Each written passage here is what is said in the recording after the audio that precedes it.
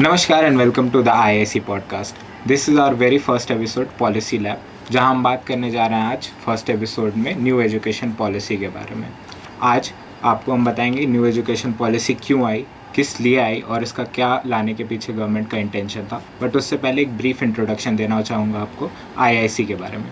IIC government of India ministry of education के under की एक काउंसिल है जो फोकस करती है आपके स्किल्स को डेवलप करने में अराउंड टेक इनोवेशन, और साथ साथ हम फोकस करते हैं आपके एंटरप्रेन्योरशिप स्किल्स को भी डेवलप करने में। तो आज के स्टीम्ड गेस्ट हैं हमारे साथ डॉक्टर शैलेंद्र पाठक। नमस्कार। इनको किसी इंट्रोडक्शन की ज़रूरत नहीं है, इनके एक्सप्लेनेशन की मुरीद कॉलेज नहीं पूरी यूनिवर्सिटी है। और आज हम शूट कर रहे हैं IIC रामानुजन कॉलेज की यूनिट में। सर बहुत बहुत धन्यवाद हमारे साथ जुड़ने के लिए। आपको धन्यवाद सर। अब मैं गेस्ट और व्यूअर्स को बता दूं कि सर ने ऑर्गेनाइजेशनल लेवल पर भी गवर्नमेंट के साथ काम किया है। तो सर ये भी बता सकते हैं हमें कि एग्जीक्यूशन के पॉइंट ऑफ व्यू से ये कितना इम्पोर्टेंट होगा और कैसे हम एग्जीक्यूट कर पाएंगे इस न्यू एजुकेशन पॉलिसी को। सर मेरा पहला सवाल आपसे यही होगा कि जो गवर्नमेंट ये पॉलिसी लेकर आई है, आपको क्या लगता है इसके पीछे इंटेंशन क्या है गवर्नमेंट? देखिए, न्यू एजुकेशन पॉलिसी है जिसको राष्ट्रीय शिक्षा नीति नेशनल एजुकेशन पॉलिसी 2020 हम कहते हैं। तो इसके बैकग्राउंड में एक बार जाके समझ लें तो थोड़ा आसान होगा। तो NEP 2020 को समझने के लिए एक छोटी सी कहानी है, स्टोरी है, मैं उससे शुरुआत करना चाहूँगा। एक गांव होता है, उसमें एक बच्चा होता है। तो बच्चा अपने विद्यालय जाता है पढ़ाई करने के लिए। छोटा सा बच्चा है तो उसकी बहुत सारी उमंगें हैं, उसकी बहुत सारी ख्वाहिशें हैं, वो अपने हिसाब से चीज़ों को सीखना चाहता है। तो जब बच्चा अपने विद्यालय में जाता है, जहाँ परंपरागत रूप से जो ट्रेडिशनल फॉर्म ऑफ एजुकेशन है, बिफोर इम्प्लीमेंटिंग NEP अगर हम बोलें, तो उसके अंतर्गत शिक्षा दी जा रही है। तो उसमें उस बच्चे को लगता है कि वो जो करना चाहता है उसे वो करने का मौका नहीं मिल रहा। तो वो बच्चा जाता है, उसको लगता है वो कुछ और सीख सकता है, वो कुछ और कर सकता है, लेकिन अब वो जो ट्रेडिशनल फॉर्म ऑफ एजुकेशन है वो उसको अलाउ नहीं करता। तो वो जो चाहता है वो भी नहीं कर पाता। लेकिन होता क्या है कि कुछ ही समय बाद NEP मान लीजिए 2020 इम्प्लीमेंट होती है उसी विद्यालय में। तो कुछ समय के बाद जब वो बच्चा जाता है तो NEP में जो भी गाइडलाइंस हमें दी गई उसके अनुसार जो करिकुलम डिज़ाइन हुआ है, जो चीज़ें कही गई हैं किस अनुसार अब काम करना है, तो बच्चा जाता है तो उसको लगता है कि मैं कहीं और आ गया हूँ। अब वो जो चाहता है उसके साथ साथ उसको खेलने को भी मिलता है, खेलने के साथ साथ उसको लगता है कि मैं मान लीजिए रोबोट बनाना चाहता हूँ। हर बच्चा जब छोटा होता है तो इलेक्ट्रॉनिक्स गैजेट्स के प्रति अट्रैक्ट होता है। हम सबको याद है, हम लोग छोटे छोटे थे तो इवन कैलकुलेटर आता था, तो भैया लोग कैलकुलेटर यूज़ करते थे, तो हम लोगों को लगता था काश ये हमको छूने को मिल जाता। तो एक बच्चा जब होता है तो उसको ये चीज़ें अट्रैक्ट करती हैं। तो उसी तरह उसको लगा कि अच्छा हम इन चीज़ों में भी काम कर सकते हैं। टीचर्स जो थे आफ्टर ट्रेनिंग, उन्होंने भी बच्चे को उसमें मोटिवेट किया, हेल्प आउट किया कि बेटा आप ये भी कर सकते हो, ये भी कर सकते हो। तो अभी क्या हुआ कि जो traditional form of education he was getting, अभी उसको दूसरे डायमेंशंस भी दिखाई दिए कि बच्चा ये भी कर सकता है। तो उस बच्चे ने क्या किया कि थोड़ा रोबोट में थोड़ा सा और पेंटिंग, दो चीज़ों का उसको इंटरेस्ट था, उसने काम करना शुरू किया। उसका एक बच्चा मित्र बनता है वहाँ, दूसरा मित्र उसका भी इंटरेस्ट है, वो कुछ दूसरी चीज़ों में उसको लगता है कि इस किसी इलेक्ट्रॉनिक्स चीज़ को बनाया कैसे जाए। तो इस बच्चे का थियरी पोर्शन पर, और उसको वो क्या करता है एक्सपेरिमेंट करके देखना चाहता है। जब धीरे धीरे दोनों बच्चे ग्रो होते हैं, न्यू एजुकेशन पॉलिसी 2020 को थोड़ा लंबा टाइम हो जाता है, तो ये पाते हैं कि ये बच्चा जिसने पहले रोबोटिक फॉर्म में काम करना शुरू किया, या कैलकुलेटर जो गैजेट उसको पसंद थे, या जो उसको पेंटिंग पसंद थी, अभी उसने देखा कि हमारे गांव में ये प्रॉब्लम है कि बच्चों को पढ़ाई के लिए इवनिंग में बिजली की कमी है थोड़ा। तो उसके दिमाग में एक आइडिया आता है कि क्यों ना हम सोलर पावर को यूज़ करके अपने गांव में इलेक्ट्रिफिकेशन का काम करें। तो वो अपने आइडियाज़ को शेयर करता है अपने गाँव वालों को, तो उसको गाँव वालों को पसंद आता है वो विचार। तो वो बच्चा अपने गांव में बिजली सोलर पैनल्स के थ्रू लेके आता है, और जो दूसरा बच्चा होता है, जो उसका मित्र होता है, वो भी जो पेंटिंग में भी उसका सहायक रहता है, वो पेंटिंग्स बनाता है मैथ्स की हेल्प लेकर, 3 डायमेंशनल पेंटिंग्स। और पेंटिंग्स की जो एग्जीबिशन लगाता है वो एनवायरनमेंट को लेकर लोगों को अवेयर करने के लिए लगाता है।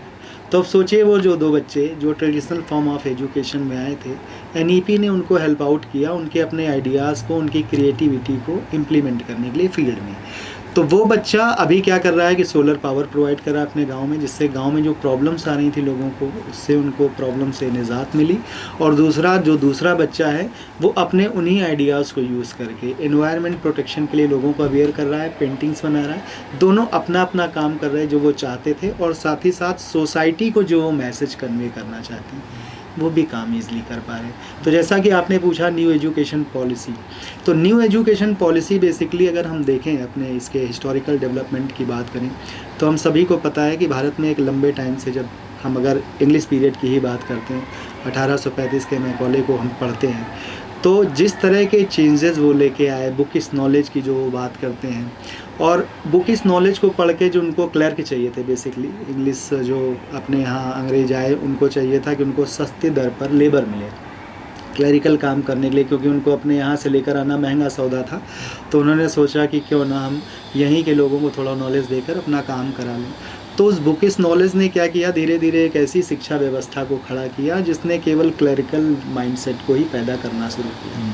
अभी लंबे टाइम से 68 की हमारी जो पॉलिसी थी, 86 में जो पॉलिसी, थोड़े बहुत रिफॉर्म्स के साथ 92 में जो चेंजेस आए, लेकिन 34 साल, लगभग 38 साल बाद एक नई एजुकेशन पॉलिसी आई, जिसने जो भारत की वैल्यूज़ हैं, जो भारत का जो गुरुकुल शिक्षा पद्धति थी, जैसा आपको सबको पता होगा भारत में जो गुरुकुल शिक्षा पद्धति के आधार पर, तो उसका देखिए एजुकेशन का तरीका कितना अच्छा था कि आप बहुत पैसे वाले हैं या बहुत गरीब परिवार से आते हैं, दोनों को उसी विद्यालय में रहकर पढ़ना होता था अपने टीचर्स के साथ जो गुरु होते थे, और शिक्षा वो ग्रहण करते थे सामान्यतः, और अपने जीवन यापन के लिए निर्भर थे गाँवों पर, जिन गाँवों में वो गुरुकुल होते थे। तो उनको कहीं ना कहीं अंदर से फील होता था, अनुभव होता था कि हम अल्टीमेटली अपने भोजन के लिए तो निर्भर हैं समाज पर ही। तो वो समाज को कुछ अपनी शिक्षा पूरी करने के बाद उनको ये लगता था कि हमें भी समाज को, जिसने हमें हेल्प किया पढ़ने के समय, ग्रो होने में, उसको क्यों ना कुछ वापस करें। तो शायद इन्हीं सारी भावनाओं का मिला जुला रूप है जो न्यू एजुकेशन पॉलिसी 2020 आज हम सबके समक्ष आई है। तो सर आपने बहुत अच्छे से स्टोरी में एक्सप्लेन किया, जैसा कि मैं आप दर्शकों को बता ही रहा था कि सर जिस आसान सरलता से चीज़ों को एक्सप्लेन करते हैं, कॉम्प्लेक्स चीज़ें भी आसान लगने लगती हैं। एक सर आपने जो अभी बात करी, उसमें एक बात करी आपने बच्चों के बारे में जी, और ख़ास करके गुरुकुल मॉडल के बारे में। गुरुकुल मॉडल में हम जानते हैं कि लगभग 3 से 18 साल के जो बच्चे होते थे लगभग वही जाते थे।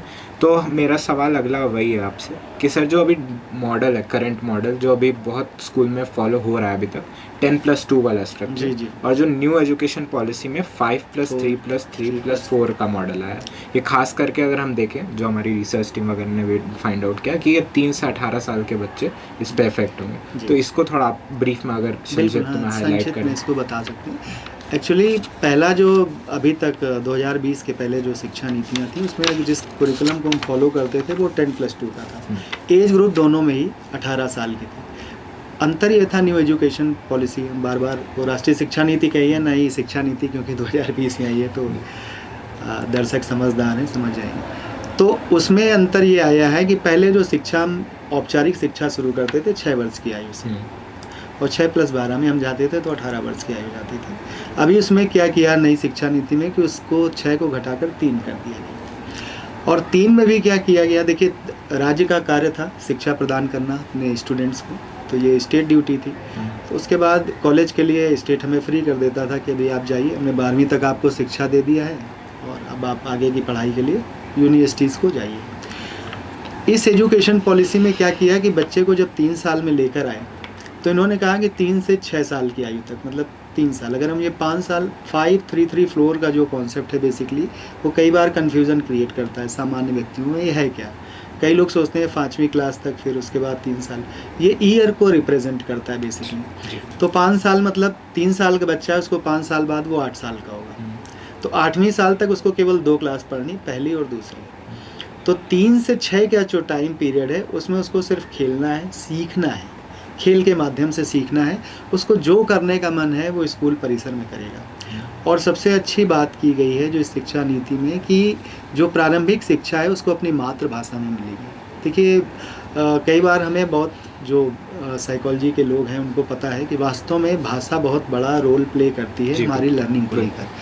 तो कई बार होता है कि हम भाषा से ही लड़ाई करते रह जाते हैं, जूझते रह जाते हैं। जैसे अंग्रेजी भाषा है, गांव के बच्चे हैं, उनको अगर नहीं मिला एक्सपोजर तो बच्चे पढ़ाई करने गए, उनको शुरुआत में अंग्रेजी भाषा से उनको एक फियर हो जाता है। तो नई शिक्षा नीति का आप उद्देश्य कह यही रहे हैं था, कि वो गैप जो है वो हाँ, कम करेगी, वो कम divide करना कम है। करना। और दूसरा है कि बच्चों में एक जो स्कूल्स को लेकर फियर है, Fear। जैसे मैं अभी कुछ दिन पहले की यूट्यूब पर देख रहा था तो बहुत अच्छा उसने एग्जाम्पल शेयर किया, तो मैं अगर आप कहें तो उसको आपके हाँ साथ जी, साझा बिल्कुल, करूं। बिल्कुल, बिल्कुल। उसमें कह रहे थे कि वो एक बकरे को कसाई लेकर जा रहा है, तो इधर एक पेरेंट्स अपने बच्चे को स्कूल छोड़ने लेकर जा रहा है। बहुत अच्छा किस्सा है। तो उन्होंने कहा कि ये पिताजी ये कसाई इसको खींच कर कहाँ ले जा रहा है, बकरा चिल्ला रहा था, तो बोले कि तो बेटा ये इसको काटने के लिए ले जा रहा है।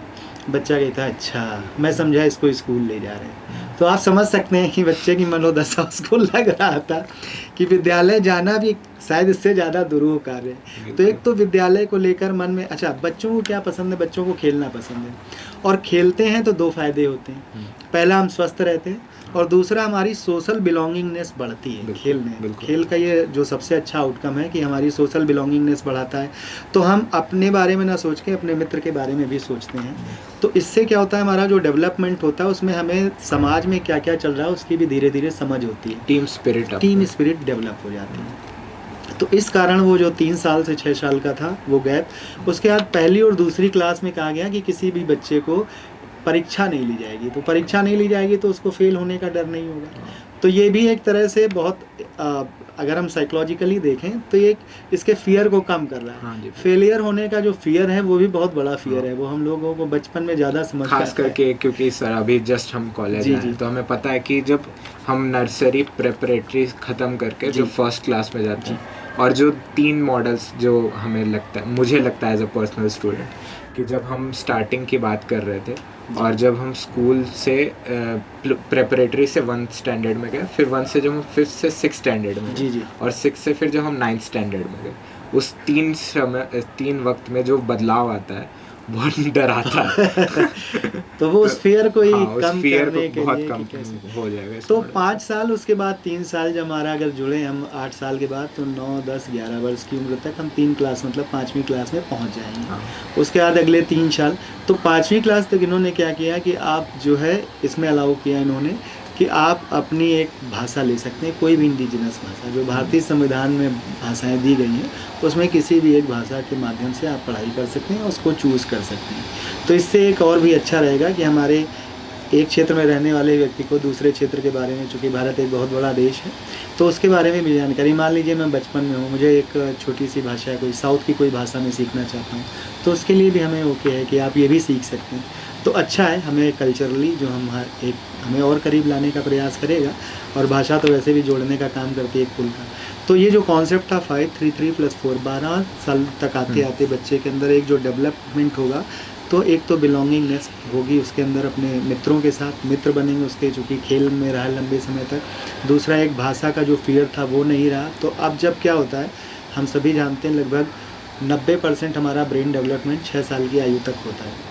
तो उस दरमियान अगर हमें इस तरह का कोई फियर ना हो, फियरलेस एजुकेशन सिस्टम हो जहाँ हम स्कूल जाने से डरे ना, प्लस हम अपने मन का कर पाएँ, खेल कूद कर पाएँ, और उसके साथ साथ शिक्षा, तो इसके लिए टीचर्स को भी ट्रेन किया जा रहा है कि आप भी बच्चों के साथ किस तरह पेश आएंगे, ट्रीट करेंगे उनको, और कैसे आप लर्निंग को इन्हेंस कर सकते हैं, सिखा सकते हैं।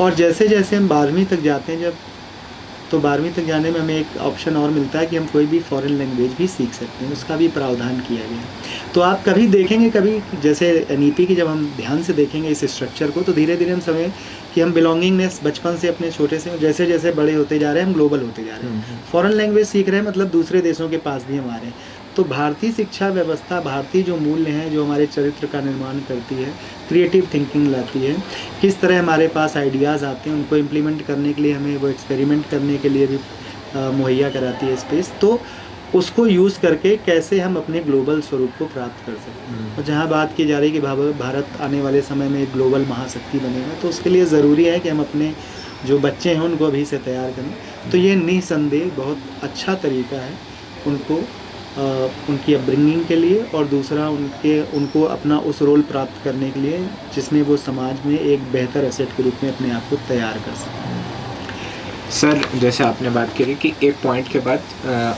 अब बच्चे यूनिवर्सिटी की तरफ चले जाते हैं, तो अब हमारा फोकस भी हायर एजुकेशन की तरफ ही होगा। कि जो हायर एजुकेशन मॉडल है वो NEP उसको कैसे इफ़ेक्ट करता है, और साथ साथ जो अभी क्योंकि रिसेंटली बच्चे जानते होंगे या फिर व्यूअर्स जानते होंगे कि दिल्ली यूनिवर्सिटी में रिसेंटली फर्स्ट ईयर के बच्चे आए हैं, एडमिशन हुआ, काफ़ी लोग जुड़ रहे हैं यूनिवर्सिटी के साथ, यूनिवर्सिटी के प्रोग्राम्स के साथ। तो सर जो नए बच्चे हैं उनको आप new education policy higher education model पे क्या फोकस करती है, और साथ साथ क्योंकि सर मैं जैसा कि हमने बताया आपको कि पॉलिटिकल साइंस के डिपार्टमेंट के टीचर है रामानुजन कॉलेज में, तो सर जो अब हम एजुकेशन मॉडल के कल्चरल एस्पेक्ट की तरफ फोकस कर रहे हैं कि इंडियनाइजेशन की जो बात हो रही है उसको भी थोड़ा सा आप हाईलाइट करिए। तो यदि आप कहें तो पहले हम एक बार जो ये हायर एजुकेशन में जो चेंजेस हैं उसको भी अभी डिस्कस हाँ करें, जी, तो हमारे लिए आसान होगा थोड़ा समझना। देखिए अभी तक की जो शिक्षा नीतियाँ थी तो हमारा +2 के बाद जब हम आते थे कॉलेज में तो 3 इयर्स का हमारा ग्रेजुएशन होता था, और उसके बाद अगर हमें पीजी करना है, हायर एजुकेशन में जाना है तो 2 साल का पीजी होता था। एमफिल भी एक था जो जिसको इंटरमीडिएट माना था हमने पीजी और पीएचडी के बीच में। कुछ इंस्टीट्यूट या कुछ कॉलेजेस और यूनिवर्सिटीज़ एमफिल भी डिग्री देती थी। एनईपी में क्या किया गया है कि एक तो आपके ग्रेजुएशन को 4 साल का किया गया है, ये एक बहुत बड़ा चीज़ है, और उसको भी इस तरह किया गया है कि सपोज़ आप कॉलेज में आते हैं तो 2-3 चीज़ें हैं, मैं पहले बता देता हूँ। एक तो आपका 4 साल का ग्रेजुएशन किया गया है। अगर आपको पीजी करना है, हायर एजुकेशन में अपने आप को आगे ले जाना है, तो आप 4 साल का ग्रेजुएशन करिए और उसके बाद 1 साल का पीजी कर लीजिए। दूसरा, अगर आपको रिसर्च एरिया में जाना है तो 4 साल के ग्रेजुएशन के बाद एक पर्टिकुलर उन्होंने नॉर्म सेट किया है, अगर आप उसको अचीव करते हैं तो आप डायरेक्टली पीएचडी में भी जा सकते हैं। तो अब आपके पास ये लिबर्टी है कि आप पीजी करना चाहते हैं 4 साल के बाद या डायरेक्ट पीएचडी में जाना चाहते हैं, दोनों आप 4 साल के बाद कर सकते हैं। अगर आपने फर्स्ट ईयर किया और आपको लगता है कि अभी आपका पढ़ने का मन नहीं है तो उसके में भी एक ऑप्शन है कि आप 1 साल कंप्लीट करके चले जाइए, तब आपको ग्रेजुएट सर्टिफिकेट की डिग्री सरकार आपको देगी, भारत सरकार, यूनिवर्सिटी आपको देगी। अगर आप 2 साल का करते हैं तो ग्रेजुएट प्लस डिप्लोमा की डिग्री आपको मिल जाएगी। अगर आप 3 साल कर लेते हैं तो आपको ग्रेजुएशन की डिग्री मिलेगी। तो अगर आपको कोई सरकारी एग्ज़ाम लिखना है, यूपीएससी देना है, दूसरे एग्ज़ाम्स लिखने जिसके लिए ग्रेजुएट डिग्री ज़रूरी है, तो आपको 3 साल का ग्रेजुएशन करना ही पड़ेगा, ये कंडीशन है। और अगर आप चाहते हैं कि आप हायर एजुकेशन साइमल्टेनियसली आप रिसर्च एरिया में जाना चाहते हैं तो चौथा साल जब हम करते हैं तो ऑनर्स की डिग्री रिसर्च में आपको मिलेगी, ग्रेजुएट रिसर्च। तो ये इस तरह का इन्होंने चेंज जो है first year, second year, third year और फोर्थ ईयर में किया है। इसमें एक चीज़ ये भी है कि मल्टी एग्ज़िट और एंट्री एक ऑप्शन है जो इसके पहले भारतीय शिक्षा में जगत में नहीं था। उसके पीछे लॉजिक है कि कई बार हमारी मान लीजिए इकोनॉमिक कंडीशन अभी इतनी अच्छी नहीं है कई बार, तो अगर मुझे लगता है कि मैं 3 साल के बाद अभी पढ़ाई नहीं कर सकता, या मान लीजिए 2 साल के बाद ही आप पढ़ाई नहीं कर सकते, आपने 2 साल पढ़ाई की और आप चले गए, आपका 3, 4, 5 साल बाद किसी समय आपको लगता है कि अभी आपकी स्थिति बेटर हुई है और अब आप अपनी पढ़ाई को पूरा करना चाहते हैं, तो आप फिर आइए, आप थर्ड ईयर में डायरेक्ट एडमिशन लीजिए और आप फिर थर्ड ईयर, फोर्थ ईयर जो आपकी इच्छा है, हायर एजुकेशन में जाना चाहते हैं, रिसर्च में जाना चाहते हैं, तो आपको ये ऑप्शन है। साथ ही साथ आप इंस्टीट्यूट भी चेंज कर सकते हैं, कोर्सेज़ के साथ साथ इंस्टीट्यूशंस को भी चेंज करने का ऑप्शन आपको है। तो ये जो लैटरल एंट्री और एग्जिट ऑप्शंस ये institutions as well as courses के लिए भी है, और इसके लिए बच्चों के साथ साथ, बच्चे मतलब जो स्टूडेंट्स हमारे, उनके साथ साथ टीचर्स को भी तैयार करने की ज़रूरत है, क्योंकि ये जो चेंज आ रहा है ना एजुकेशन में, इसे कोप अप करने के लिए टीचर्स को भी तैयार होने की ज़रूरत है कि क्या बदलाव आ रहे हैं अपने अंदर। अगर वो बदलाव नहीं आएगा तो उसको गाइड करना है स्टूडेंट्स को। तो ये इस शिक्षा जो नीति है इसके केंद्र में अगर स्टूडेंट्स हैं तो मैं मानता हूँ शिक्षक भी इसके केंद्र में हैं, और दोनों की ही बहुत महत्वपूर्ण भूमिका हो जाती है इस नेशनल एजुकेशन पॉलिसी को आगे ले जाने में।